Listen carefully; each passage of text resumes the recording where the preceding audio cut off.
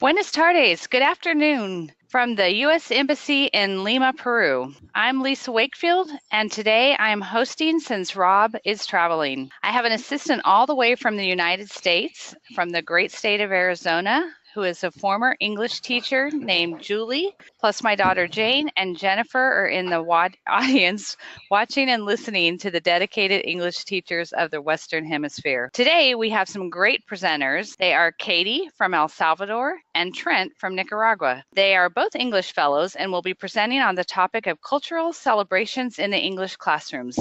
So without any further delay, we are going to turn it over to Katie and Trent. So Katie and Trent, thanks for joining us today and hosting. Thank you, Lisa. Hello, everyone who has come to attend the webinar today. We're very happy to have you here. And we're just going to kind of jump in. And as Lisa said, send us your questions and we'll try to respond if we can. Today's webinar, thanks to RELO Andes, is Cultural Celebrations in the English Classroom. And we thought we would start by introducing ourselves. Katie? Definitely. So, good afternoon, everyone. My name is Katie Casto, and like Lisa said, I am the English Language Fellow in El Salvador. I've been here for just over a year, working with teachers of all different levels and different institutions, training them so that they become more effective English teachers in their classrooms. And I'm Trent. I'm the English Language Fellow in Nicaragua. I am completing my second year here, where I've done such projects as teacher training around the country, built a TEYL certification course, and I'm now working on creating the first master's degree in TESOL program for one of the universities here. So again, we're very happy to have you here, and let's go ahead and look at what we're going to be doing today. Okay, so in terms of objectives for this webinar, we have three main objectives. The first one is that you all as teachers will gain some lesson ideas for incorporating cultural celebrations into your classes using 3 steps that Trent and I will outline. We also want to look at how we can make cross-curricular connections regarding cultural activities. And what we mean by that is how we can connect cultural activities and learning English, but also using other subject areas. Awesome. And then the third objective we have is that we will use Bloom's taxonomy to form questions. Now, these questions are questions that we will use in lessons with students in order to make these cultural cross-curricular lessons most effective. So we're going to start with a poll to find out who is with us joining this webinar today. What kind of teacher are you, or what are you teaching currently? So we're going to launch the poll. It should have 4 options. Either you're an early years teacher, you teach the brand new little guys preschool, you're a primary teacher, a secondary, or perhaps you're a university teacher. So why don't you chime in for us? Let us know who you are with your answer. Trent, what kind of experience do you have teaching? I have about 15 years in total. I've taught young learners for 3 years, 7 years at the university level, 3 years mostly with adults, and then 2 years in program development. So I kind of have a bit of experience in all of these areas. How about you? Well, I started out teaching early years and I moved up. I thought little kids first, then a little bit older, then older and older until I ended up working with adults. So I kind of have a span as well. So let me share the results. So it looks like you guys can probably see it on your screen too, but we've got 8% that are the early years, 13% are primary teachers, 48% are secondary, so that's our largest group, but we have 31% that are university teachers. So great audience we have out there today. Thanks, Lisa. Thank you. We're going to look at our next question, which is a raise your hand. So you can use the raise your hand function on the screen. And we want to ask the question, have you taught traditional holidays or cultural celebrations in your classroom? So a simple yes or no by raising your hand for yes, if you've taught these types of things before. And Katie, while they're doing that, maybe can you tell us what do we mean by traditional holidays? Yeah, so traditional holidays, usually for English teachers, are the most common holidays that are recognized in English-speaking countries. So I find working in El Salvador, oftentimes teachers teach with their students holidays like 4th of July, Halloween, Christmas, Valentine's Day, these sort of typical holidays that show up in English-speaking classrooms. Okay, so we're going to get straight into those 3 steps for considering cultural celebrations. So Trent and I have broken this process into 3 easy steps for you as teachers for how to incorporate these cultural celebrations into your classroom. These steps will take us beyond those more traditional holidays as well. So let's look straight away at step number 1. The first step is to research the obvious cultural celebrations. I usually do this the month before. As I'm planning my lessons for the coming month, I'll look and think about which obvious celebrations are coming up. Now we're towards the end of March, but of course for this month, here are the 2 most obvious celebrations from March. St. Patrick's Day, which perhaps you celebrated with a lot of green in your classrooms, and then International Women's Day, which was celebrated that first week of March. And then the second step we want to encourage is to research the overlooked cultural celebrations, because each month there are many other cultural celebrations that could be useful in the English language classroom. And what we've done is in this presentation or this webinar, we've included many days that could be categorized as shared cultural days, like World Days or International Days, days that promote unity across cultures. So we're going to be talking about some of those as well. Hey guys, I wanted to let you know the results for your hand raise, and it was about 30%. Awesome. Okay, Thank you. So there are many websites where you can find out about these overlooked cultural days, these world days, or these international days. And here's just 2. This one from the UN, it's a really nice one, and then this one called Diversity's Best Practices. I think Katie's going to talk a little bit about what we found on the second website there. Yeah, so when you're researching these obvious and overlooked cultural celebrations, when you're going to plan your lessons, using these online resources might produce something like this screen you see here. Now this one comes from the Diversity Best Practices, and you can see that in March there are lots of cultural celebrations, not just St. Patrick's Day and Women's Day, but all sorts of cross-cultural celebrations, some also that are represented all over the world. So it's important for you to do some research, not just of those obvious, but also those more overlooked events that are happening in each month that you're going to be teaching these lessons with your students. And as you can see, what we've gained from this website, Happy Nowruz, everyone. It's the Persian New Year today. So if we had been researching this, this could be one of the cultural celebrations that we might use in our classroom. Just Definitely. As an example. So let's head to step 2. So once you've done that step 1, you've researched the obvious cultural celebrations, the step 1.5, which is to look at the overlooked. Now we're going to start actually planning the lessons, which is to make cross-curricular connections. Now what I mean by cross-curricular is looking at different subjects or subject areas that you might not generally think about as you're planning your English lessons. Sometimes I find that English teachers focus only on what they believe is English language instruction, which could be grammar points, specific vocabulary, specific tasks that they're having their students do. But I want you to step outside and think about these cross-curricular connections, different subject areas that you can connect within your English language classroom. So we're going to give you an opportunity to share with us in the chat box. Get into your chat box and list as many subject areas as you can. So think about those school subject areas. On the last slide, we saw some on those crayons like science, English language arts, technology. Maybe Lisa, you can read out for us some of those chat box ideas as they come in. Okay, be glad to. We've got geography, math, history, science, art. Oh, we've got sociology, biology, language arts. So we got lots of people. Psychology is a new one that just came up. IT, PE, economics. Jesus, those are great ideas. We've got another art. Excellent. Let's see our list on the next slide. So Trent and I came up with this list, many of those that were mentioned, of some cross-curricular subject areas. We've got writing, math, literature. I heard someone say PE, physical education, philosophy, poetry. I love incorporating finance in my English classes since it's so relevant to every real life.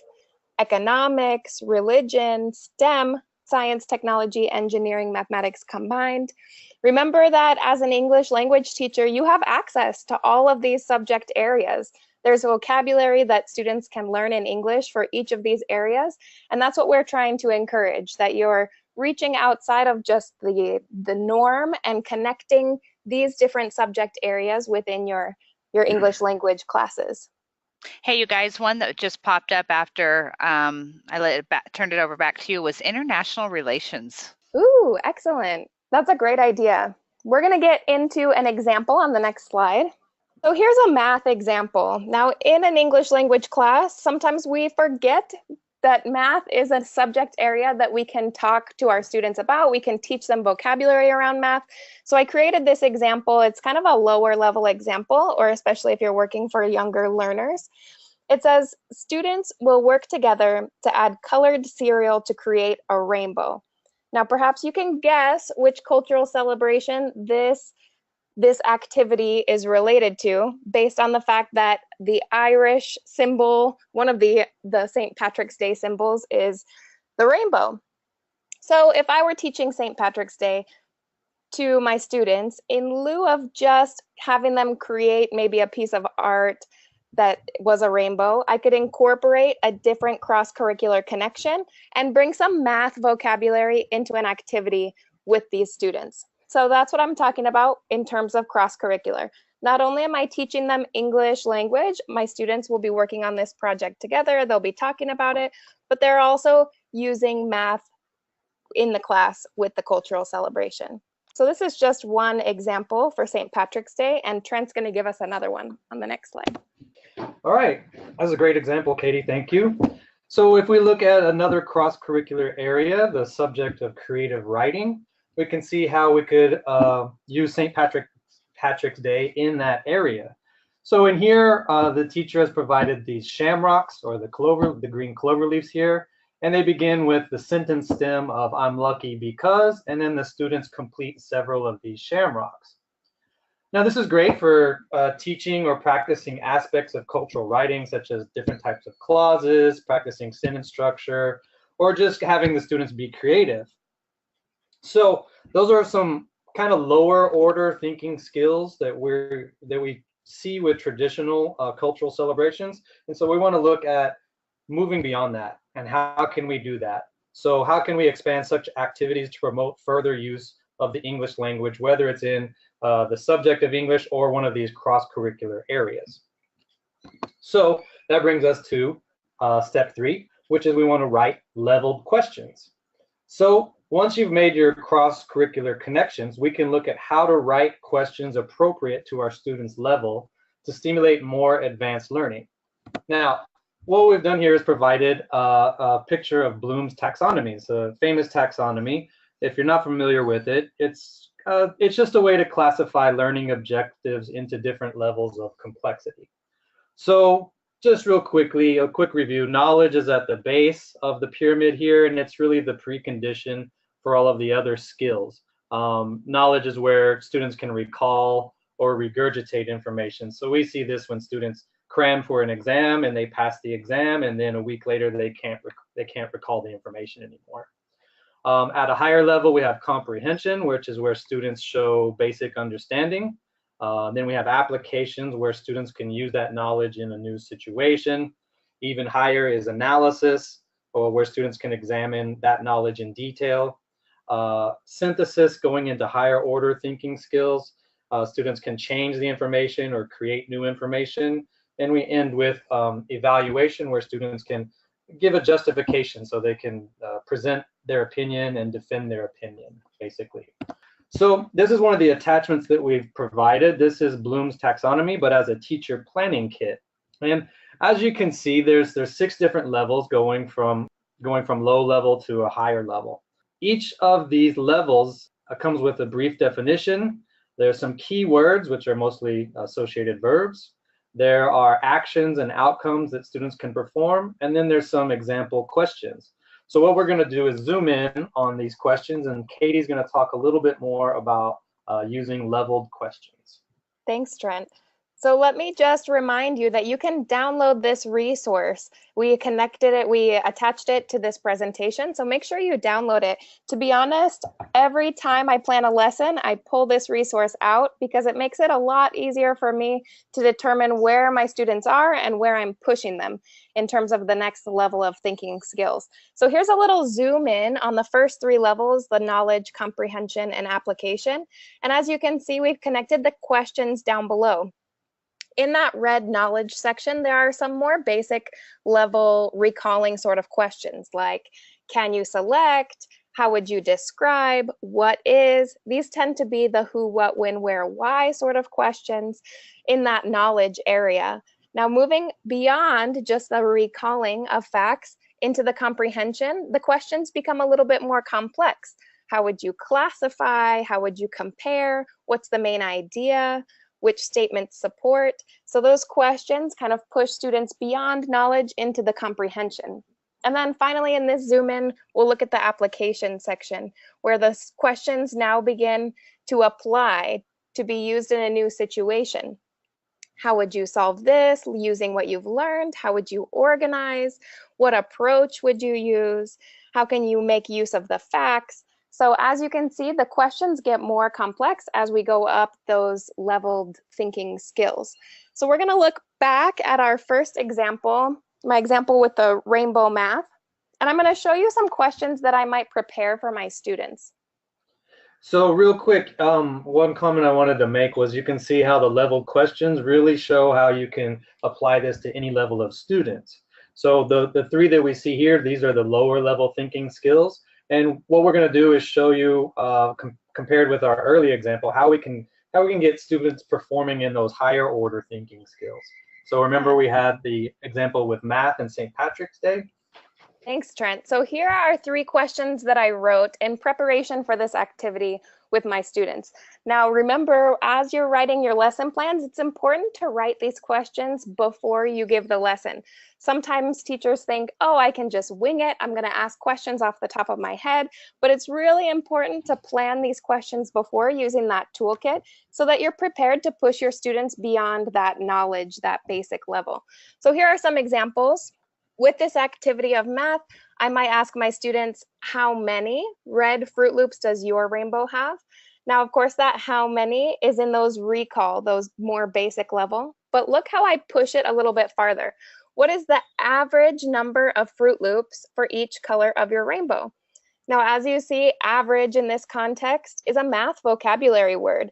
If you are incorporating these cross-curricular connections into your lessons, you're going to have the opportunity to teach your students some vocabulary in a subject area they might not have had before. So this question gets a little bit more complex. And then the last one says, how does your rainbow compare to another group's rainbow? So if you remember from the last slide, that comparison is moving up the chain of thinking skills for our students. So I might start with a more basic question and then push my students further with questions that are more higher level. If we move on to our other cross-curricular area of creative writing, I really love this activity with the Shamrocks because it really shows how you can apply Bloom's taxonomy. So if we remember initially, what we had the students do was complete the sentence stem and finish the sentence on the Shamrock, which is a lower order thinking skill. So it showed comprehension, it showed that they understood the task, and maybe even application where they could apply their own personal information. But by creating level questions like the ones you see here, we can really take the students into those higher order thinking skills. So looking at our first question, in your opinion, which of your reasons is the best answer and why? That's really moving the students more into the level of analysis where they're examining a statement in detail. Looking at the second question, how would you justify your reasons to a partner? That's really the level more of an evaluation where they have to defend their opinion. And then on the third one, where they exchange shamrocks, what conclusions can you draw about this person? That's that higher order level of evaluation where you're asking the students to make inferences based on the information they have. And so with these 2 examples, we can see how we can use level questions through applying Bloom's taxonomy to a cultural celebration in a creative writing class or using math with Katie's example. So let's move on and let's have another poll question. Okay, so here's our next poll. It says, do you believe it is your responsibility to teach students about diverse cultures and their celebrations? So if you remember, our first two steps of this process were researching obvious cultural celebrations and overlooked cultural celebrations, those sorts of activities that happen nationally or internationally. Do you believe it's your responsibility as an English teacher to incorporate those diverse cultures in your classroom? Thanks, Lisa. What do you think? What do you think, Katie? I think that it's definitely my responsibility as a teacher to incorporate these diverse cultures and celebrations in my class. Many times, it's the only opportunity my students might have to have access to different cultures. They might go home to their own family that celebrates their way. And within the English language classroom, to me, is a perfect place to introduce students to diversity. All right, we've got over 70% of our audience voting, so I'm going to go ahead and close the poll and share the results. So it looks like 92% of our audience says yes, that it is your responsibility. 1% says no, and 7% just aren't sure. There's your data. Thanks, Lisa. Yeah, Katie, I appreciated your answer, and thanks, Lisa, for the information. Yeah, I agree with, I believe it's kind of my personal responsibility, but then there's also the context of the school where maybe we don't really have time to do this. So a lot of it depends on your teaching situation, which brings us to this quote we wanted to include. This comes from Vygotsky, and it says, language and culture are the frameworks through which humans experience, communicate, and understand reality. And I think I like this quote because I think it really highlights the importance of culture in the English classroom or in cross-curricular areas. And it also highlights that link between, that natural link between language and culture. So we live in this increasingly globally connected world, and the better understanding we have of others or their culture, the better we should be able to understand them and communicate with them and empathize with them. I don't know, Katie, do you have any thoughts on this quote? I think you said it really well, Trent, that as we're getting into this world where we're more connected with more cultures, all the better reason to educate ourselves about the cultures that are around us in different parts of the world. Well said. Yeah, well said. So let's give you guys an example. We want to apply the steps that we've given you today with an example that you may be able to use next month. So here we go, looking ahead to April. Now, as you're planning your lessons for April, step one, remember, was to look at those obvious celebrations. Now, in my experience, the most obvious April events that happen are Easter and Earth Day. Easter, of course, is coming up just quickly, right after this next week off, I believe. So Easter is coming up very soon, and then Earth Day comes in at the end of April on the 22nd. This is the first step, remember, of just looking at those more obvious. Maybe you teach these to your students every year. So keep them in mind as we move forward to the step and a half. We're actually going to have you raise your hands on the next slide. So thinking about coming up next month, do you know what is celebrated on April 7th? If you do, raise your hand. So are you guys ready for Easter? You ready to celebrate, dyeing eggs or doing anything like that? Going to the beach. That's how we celebrate in El Salvador. I love it. Okay, it looks like about 25% know what April 7th is. So if you guys want to move forward, that would be great. Excellent. All right, let's find out. So looking at step 1.5, remember it's kind of finding those overlooked celebrations. We have on April 7th is World Health Day. Now, as we mentioned before, this is not what we would consider a traditional cultural celebration, but we included days like this because we like to think of these types of days as shared cultural celebrations because people from all over the world participate in these kinds of events. So utilizing the UN website we referenced earlier, we found this nice resource for information on days or celebrations like this because From the website, we get some description, we get some statistics and some pictures, and Katie's going to go a little bit more into detail on World Health Day. Yeah, so here's some quick facts about World Health Day in case you didn't know, since it's a little overlooked. It's a global health awareness day celebrated annually on April 7th, and it's sponsored by the World Health Organization. So each year, the World Health Organization presents different themes that become the focus for World Health Day. So for example, in 2017, last year, in April, the focus was on depression. Many different countries have events around these themes. Teachers talk about them in their classrooms.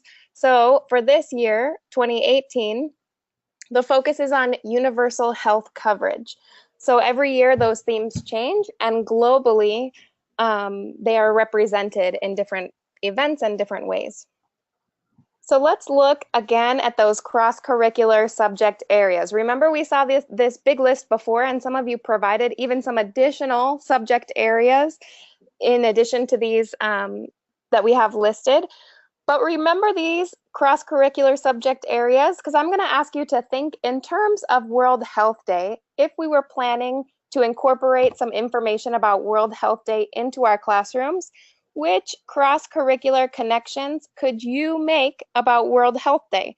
So take a second in your chat box and give me some ideas. What kind of cross-curricular connections? Remember, those are the different subject areas. What kind of subjects could you cross-join with World Health Day in your class? I'm thinking the most obvious one is physical education, is PE. But what other sort of areas could you incorporate with this International Day? So we have science and PE, science, social studies, anthropology, math and statistics, eating smart, so like maybe a health class, art as a poster, anatomy, biology, sports, nutrition, math, finance, art. So all over there, thinking you could incorporate them in so many subjects. No doubt, great ideas. And that's exactly true. All of those subject areas are areas that we can create lessons in our class around this topic of World Health Day. So Trent, do you want to look at our step 3? Yes, ma'am. So recalling step 3 is to create leveled questions. So for our final example, we chose the obvious cross-curricular area of physical education, but you can really connect World Health Day with almost any other subject as our participants showed. But we chose PE for our example, and we connected it to World Health Day like this. We created the activity. Students will create a workout routine and describe the steps. Okay, we like this one because it enables the students to practice their language, produce sentences, practice vocabulary related to World Health Day, and as well as describe the steps, so they're practicing sequencing. And we found it a very authentic use of the English language. So we created some leveled questions. Once the students had finished their activity, we had the first question: can you list 3 physical activities? So this is a bit of a lower order, but it's kind of getting them a bit warmed up to participate. So with this, they're identifying physical activities, they're naming them, they're using prior knowledge. And then we had another question: which activities are aerobic? This is putting them more in the comprehension level, still on a lower order thinking skill, but they're comparing and contrasting activities, they're classifying them as aerobic or anaerobic. And then we move them into the higher order thinking skill level with a question of how would you test the effectiveness of your workout routine? And in here, we've moved more into the analysis level where students can investigate the effectiveness or measure the success of their workout, and even into the evaluative level where they kind of have to defend their conclusion of whether their workout is effective or ineffective. So again, through use of a shared cultural day, this one World Health Day, use of leveled questions from Bloom's taxonomy, we were able to create lessons for English practice in a cross-curricular area of physical education. And we really like doing this because we feel we were promoting a lot of positive practices, practice of using authentic English, of using the knowledge of the importance of health, but also creating this kind of global connection with others and promoting the notion of diversity, because when explained to students that there's students from all over the world are doing just what you're doing right now, and you're part of that. And we thought that was a very positive way to promote diversity in our classrooms. No doubt. This is a really relevant activity as well. Physical education is important for students everywhere, for students of every level, whether you're teaching young learners or university or adult, no matter where you are, this is a really relevant activity. So that's some more reason to incorporate these sort of cultural activities or celebrations into your class, because they're relevant to what the students are learning and what's going on in their lives. That's great. And we have one final chat box where we want to test your knowledge and your comprehension from our webinar today.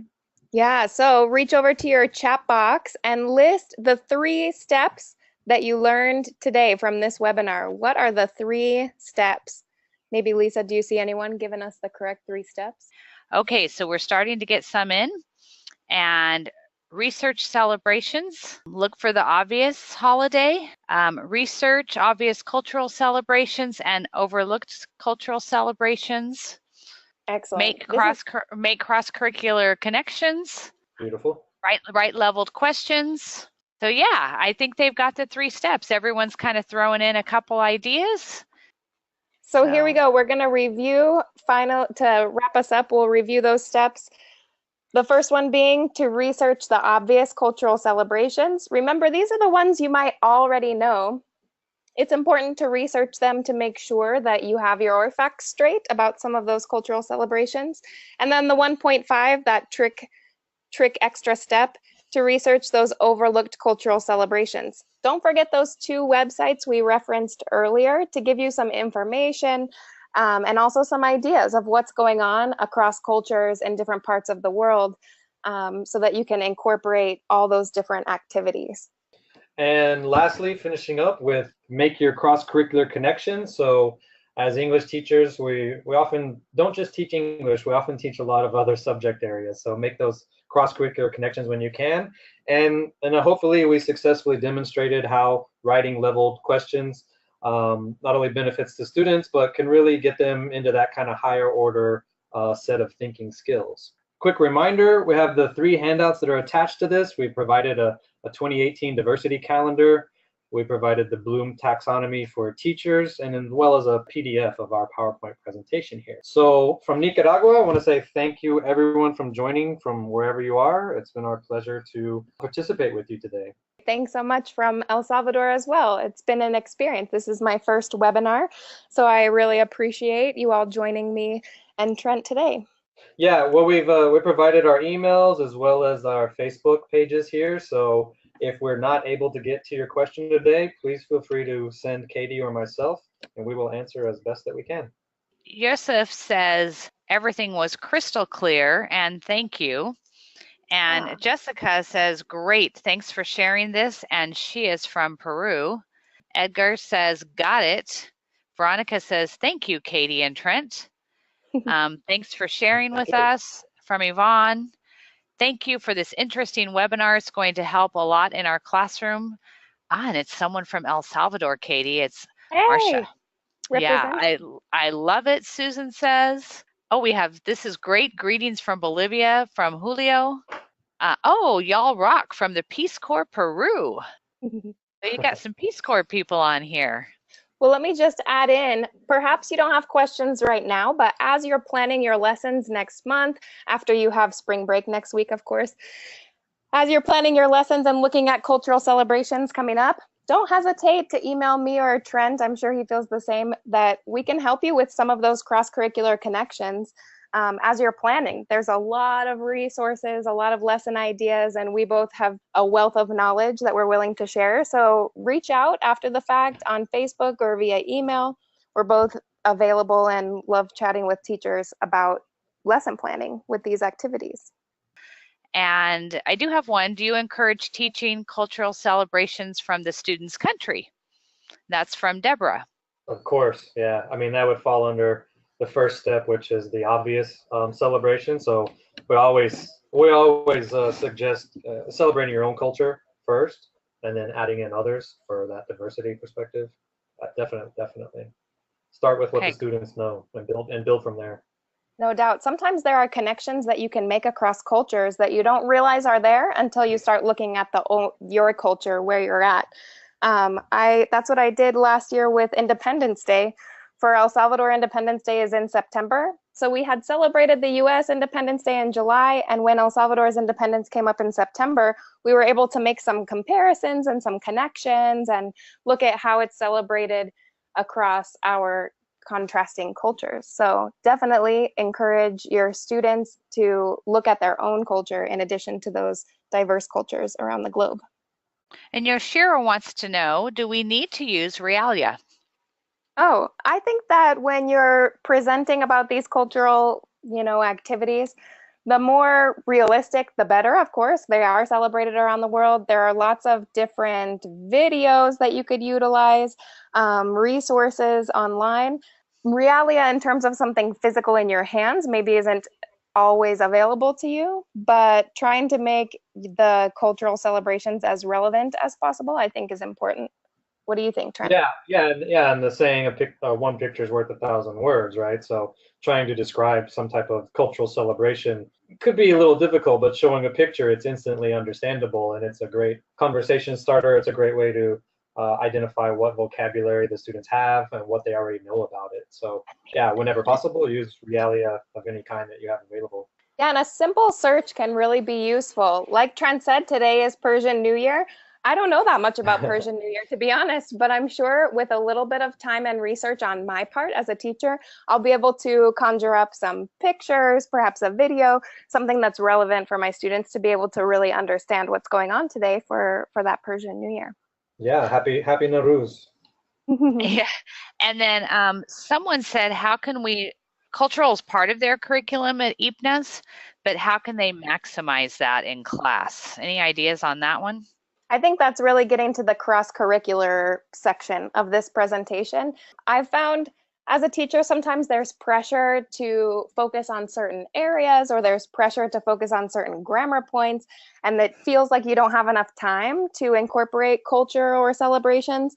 But when you make those cross-curricular activities, it maximizes your time. Now, not only are you teaching about a cultural activity or celebration, but you're teaching math vocabulary, or you're teaching physical education that's relevant at the same time. So you're kind of hitting different areas and doing it all bam at the same time.